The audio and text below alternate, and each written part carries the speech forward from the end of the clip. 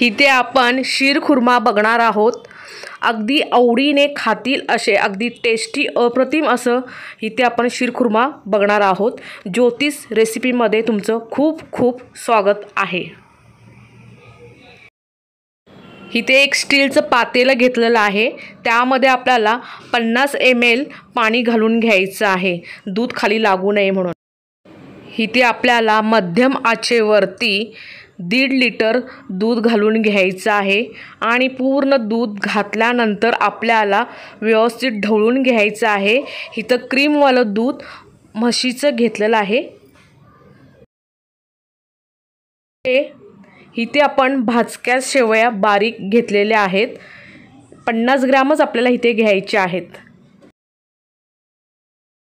दूध इथे आपल्याला मध्यम आचेवरती एकसारखे ढवळत राहायचं आहे, वरती साय येऊन द्यायची नाही आणि कडेनी पण व्यवस्थित आपल्याला एकसारखे ढवळून घ्यायचे आहेत।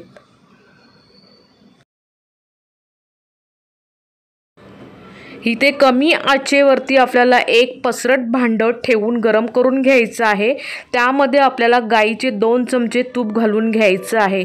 पूर्ण तूप आपल्याला इथे कडवून घ्यायचं आहे।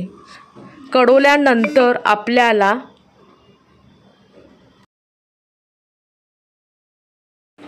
शेवया इथे आपण ब्राऊन कलरवरती व्यवस्थित भाजून घेऊया।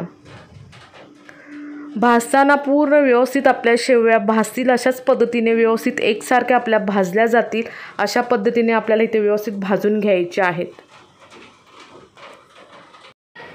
शेवया भाजताना आपल्याला अगदी कमी गॅसवरतीच भाजायच्या आहेत। इथे मी 100 ग्रॅम घेतलेले आहेत, त्यामधल्या फक्त आपल्याला 50 ग्रॅमच घ्यायच्या। इथे आपल्या शेवया भाजून झालेल्या आहेत।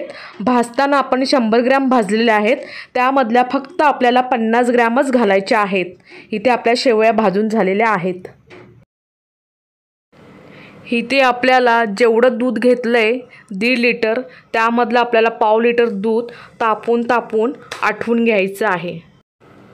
दूध पूर्ण आटल्यानंतर आपल्याला इथे थोडं केशर घालून घ्यायचं आहे। केशर घातल्यानंतर व्यवस्थित आपल्याला ढवळून घ्यायचं आहे, एकसारखे चांगलं ढवळत राहायचं आहे आपला थोडा वेळ।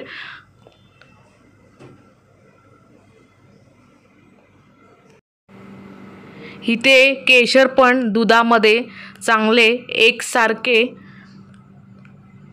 ढवळून घेतलेले आहेत आणि त्यामुळे दुधाचा कलर पण बदललेला आहे। इथे आता आपलं एकसारखं दूध ढवळून झालेलं आहे। इथे आपल्याला बदामाचे बारीक काप अर्धा वाटी घालून घ्यायचे आहेत।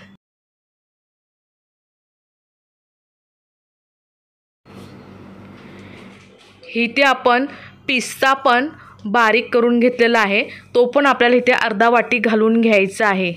घातल्यानंतर आपल्याला एकसारखं व्यवस्थित ढवळून घ्यायचं आहे। इथे आपण काजूगरचे बारीक पण तुकडे टाकून घेऊया अर्धा वाटी। काजूगरचे तुकडे घातल्यानंतर आपल्याला इथे पाव वाटी चारोळी घालून घ्यायची आहे। घातल्यानंतर आपल्याला परत पुन्हा एकसारखे दूध व्यवस्थित ढवळून घ्यायचं आहे।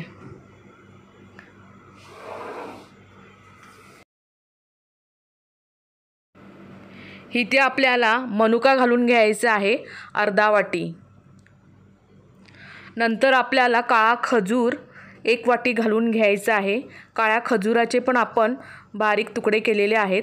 घातल्यानंतर आपल्याला व्यवस्थित एकसारखे ढवळून घ्यायचे आहे।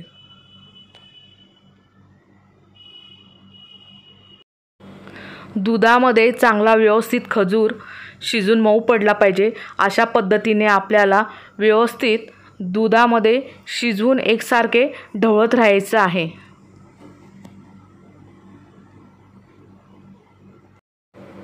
इथे आपल्याला आता शेवया भाजलेल्या घालून घ्यायच्या आहेत, 50 ग्रॅम घालायच्या आहेत। शेवया पूर्ण घातल्यानंतर आपल्याला व्यवस्थित परत पुन्हा एकसारखे ढवळून घ्यायचे आहे।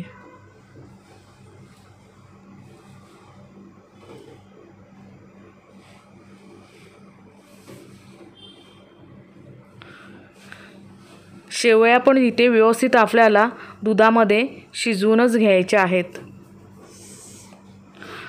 पूर्ण शिजल्यानंतर मग आपल्याला इथे बारीक केलेली वेलची पावडर घालून घ्यायची आहे. इथे आपल्याला 150 ग्रॅम साखर पण घालून घ्यायची आहे. साखर पण घातल्यानंतर व्यवस्थित एकसारखे ढवळून घ्यायचे आहेत.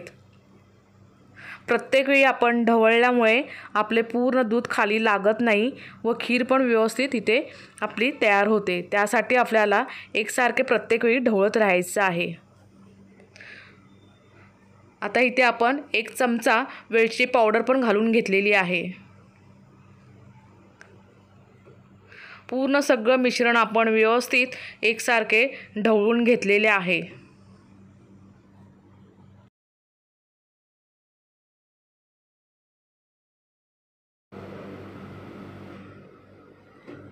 छान मस्तपैकी इथे आपला शीरखुर्मा तयार झालेला आहे आणि वास पण अगदी सगळीकडे छान सुटलेला आहे. मस्त अगदी इथे तयार आपला शीरखुर्मा झालेला आहे.